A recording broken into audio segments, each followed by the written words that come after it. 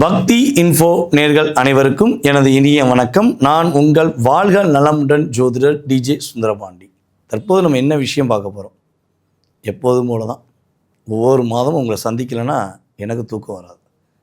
உங்களை சந்தித்து உங்கள் கூட பேசி நீங்கள் சில கருத்துக்கள் ரொம்ப மென்மையாக ரொம்ப அழகாக நடந்ததுன்னு சொன்ன பிறகு தான் எனக்கு நிம்மதியாக தூக்கமே வரும்.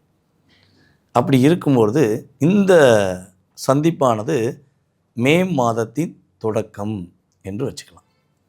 இந்த மே மாதத்தில் கோச்சார கிரகங்கள் உங்களுடைய வாழ்க்கையில் என்னென்ன மாற்றங்களை கொடுக்க போகிறாங்க, என்னென்ன விஷயங்களில் முன்னேற்றத்தை கொடுக்க போகிறாங்க அப்படிங்கிற பற்றி நம்ம தெளிவாக பார்க்க போகிறோம்.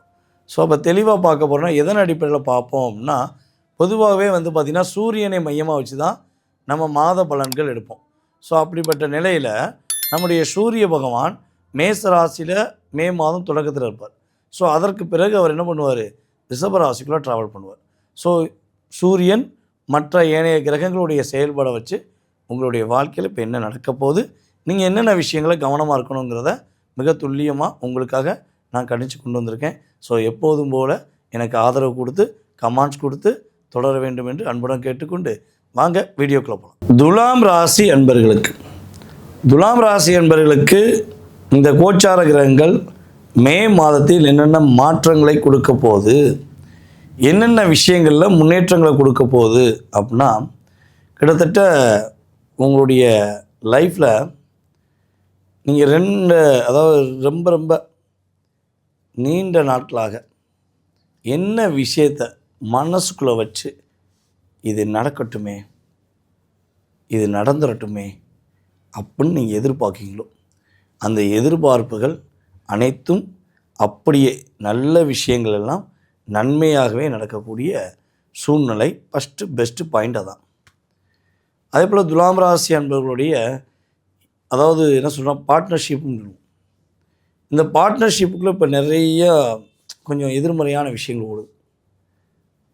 நீங்கள் ரியலாக உண்மையாக பாசமாக அக்கறையாக நேரம் ஒதுக்குனாலும் உங்களுடைய பார்ட்னர் உங்களை கண்டுக்கிறாமல் கவலைப்படாமல் போயிருக்காங்க. சில துலாம் ராசி என்பவர்களுக்கெலாம் பார்த்திங்கன்னா ஒரே வீட்டுக்குள்ளே இருக்காங்க. நம்ம ஏற்கனவே சொன்ன மாதிரி தான், ஒரே வீட்டுக்குள்ளே இருக்கோம் சார், ஆனால் 2 பேருமே பேசிக்கிற மாட்டோம். அவர் எங்கே வேலை பார்க்காருன்னு என்கிட்ட சொல்ல மாட்டார், எத்தனை மணிக்கு வருவேன்னு சொல்ல மாட்டார், அவர் எஞ்சி கிளம்பி போயிட்டாரும் கூட தெரியாது. ஆனால் இருக்கோம், வெளி உலகத்துக்கு நாங்கள் 2 பேரும் ஒரு கணவன் மனைவி மாதிரி என்ன பண்ணுறோம், காமிச்சிக்கிட்டு இருக்கோம். அப்படிங்கிற நிலைமை சில துலாம் ராசிக்கு இருக்கலாம். சில துலாம் ராசி என்பவர்களுக்கு என் வீட்டுக்காரர் என் கூட தான் இருக்கார், என் வீட்டுக்காரம்மா என் கூட தான் இருக்காங்க, ஆனால் வார்த்தைகளில் நிறைய வாதங்கள் வந்துக்கிட்டே இருக்குது.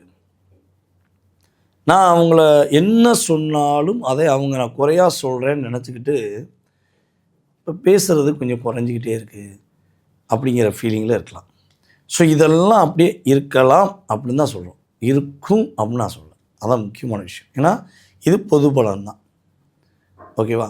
ஸோ அப்படி பார்க்கும்பொழுது அப்படி ஒரு சூழ்நிலை இருந்துச்சு அப்படின்னா உறுதியாக உங்களுடைய பார்ட்னர், உங்களுடைய கணவனாக இருந்தாலும் சரி, உங்களுடைய மனைவியாக இருந்தாலும் சரி, இனிமே புரிஞ்சு உங்கள் மேலே அக்கறை செலுத்தக்கூடிய அற்புதமான சூழ்நிலை உண்டு. கடன் பிரச்சனை படிப்படியாக நீங்கள் படிப்படியாக குறைவீங்க. டோட்டலாக குறைஞ்சிரும் சொல்ல முடியாது, சொல்ல முடியும், அது உங்கள் சுயஜாதகம் வலிமையாக இருந்தால். ஆனால் கொஞ்சமாச்சும் குறையும். அந்த அளவுக்கு கிரகங்களுடைய வலிமை உங்களுக்கு நன்றாக இருக்குது. அதே போல் பார்த்திங்கன்னா துலாம் ராசி என்பவர்களுக்கு ஒரு புதிய தொழில் தொடங்கலாமா, புதியதாக ஏதாச்சும் செய்யலாமா அப்படின்னு நீங்கள் யோசித்துக்கிட்டு இருக்கீங்க அப்படின்னா, நீங்கள் உங்கள் மேலே மட்டும் நம்பிக்கை வச்சு தொடங்குவதாக இருந்தால் நீங்கள் தொடங்கலாம். மற்றவங்க மேலே நம்பிக்கை வச்சுட்டு அவங்க சொன்னால் சரி, இவங்க சொன்னால் சரி, அவங்க சொன்னதெல்லாம் சரியாக இருக்கும்னு மட்டும் நீங்கள் நம்பிடக்கூடாது. அதே போல் இந்த பார்ட்னர்ஷிப்பில் புதுசாக தொழில் தொடங்கிடக்கூடாது. பார்ட்னர்ஷிப்பில் தொழில் பண்ணுறவங்க நேரங்கள் அதிகமாக ஒதுக்கி கவனமாக பார்த்துக்கணும்.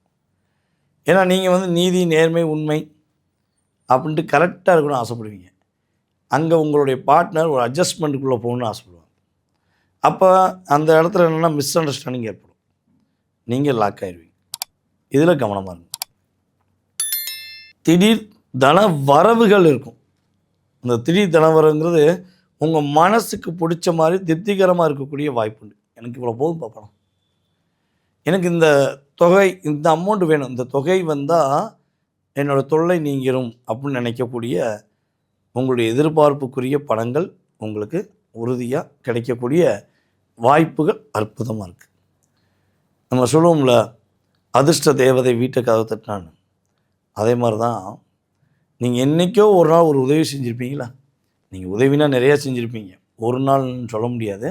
பட் ஏதோ ஒரு விஷயம், ஏதோ ஒருத்தவங்களுடைய வாழ்க்கையில் தவிர்க்க முடியாத ஒரு உதவி, அவங்க லைஃப்பை முடிவு அப்படிங்கிற நிலைமையில் இருக்கவங்கள்ட்ட போய் முடிவு இல்லை, இதுதான் உன் வாழ்க்கையோட தொடக்கம்னு சொல்லி நீங்கள் செஞ்ச உதவின்னு ஒன்று இருக்குல்ல, அந்த உதவி இப்போ உங்கள் லைஃப்பில் மிகப்பெரிய ஒரு அற்புதமான மாற்றத்தை ஏற்படுத்த பயனுள்ள விஷயமாக இருக்கும். இப்போ ஆட்டோமேட்டிக்காக ஒரு எனர்ஜி பவர் உங்களுக்கு கிடைக்கும். சரி, நீங்கள் என்ன விஷயங்களில் கவனமாக இருக்கணும் அப்படின்னா, ஃபஸ்ட்டு விஷயம், உங்களுடைய நட்பு, உங்களுடைய உறவு சார்ந்த விஷயங்களை கொஞ்சம் நிதானமாக முடிவெடுப்பது ரொம்ப நல்லது. அவசரப்பட்டு அவங்க சொன்னாங்க இவங்க சொன்னாலும் முடிவு எடுக்கவே கூடாது. அதுக்கடுத்து பார்த்திங்கன்னா, உங்களுடைய குடும்பம் சார்ந்த ரகசியங்கள்னு சொல்லியிருக்கோம். இது சொல்லவா வேண்டாமான்னு யோசிச்சிருக்கீங்கன்னா, மேக்ஸிமம் யார்ட்டுமே உங்களுடைய குடும்ப உறவு சார்ந்த விஷயங்கள், அது குடும்ப உறவுனா எல்லாமே தான், கணவன் மனைவி, அம்மா அப்பா, அக்கா தங்கச்சி, பிள்ளைங்க. ஸோ இந்த உறவுகள் சார்ந்த விஷயங்களை பற்றி இன்னொருத்தவங்கள்ட்ட சொல்லாது. சொன்னீங்கன்னா நீங்கள் சொன்ன விதம் உண்மையான விதமாக, மனதார யாரையும் காயப்படுத்தாத விதமாக இருக்கும். ஸோ ஆனால் இங்கேருந்து உங்கள்கிட்ட வாங்கிட்டு போய் ஸ்ப்ரெட் பண்ணி விடுவாங்க பார்த்தீங்களா, அவங்க அதை எப்படி எப்படிலாம் பட்டு டிங்கரி பார்க்குற மாதிரி அப்படி பாட்டாக கட் பண்ணி உங்களை வேறு மாதிரி கொண்டு போயிடுவாங்க.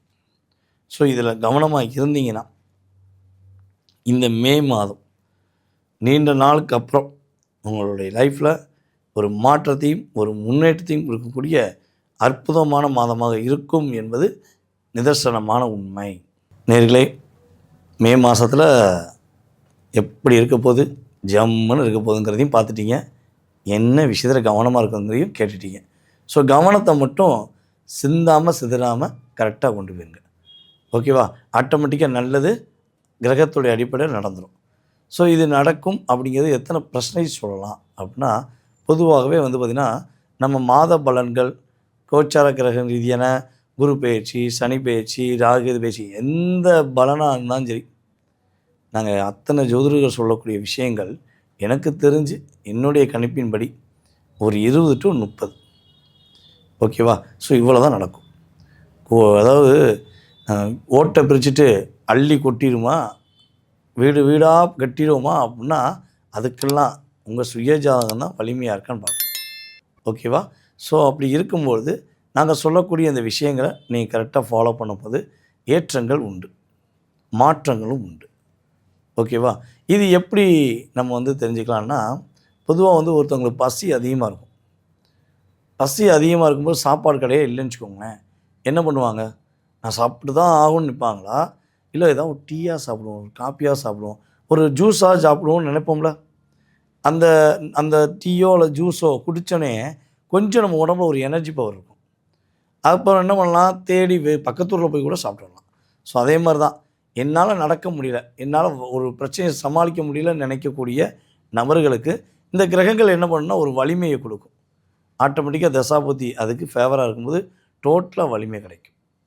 ஓகேவா? ஸோ இதுதான் ரொம்ப ரொம்ப முக்கியம். சரியா?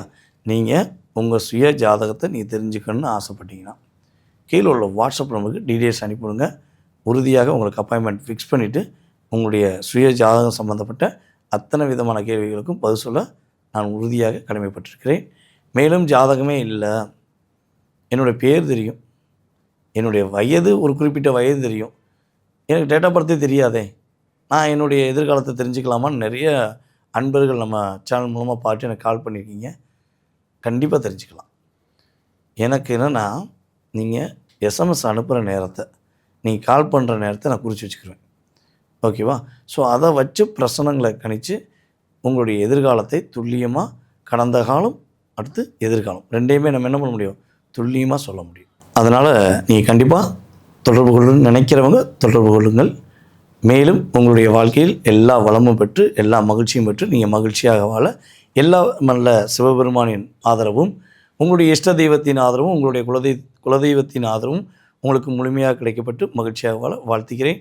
நான் உங்கள் வாழ்க நலமுடன் ஜோதிடர் டிஜே சுந்தரபாண்டி. நன்றி, வணக்கம்.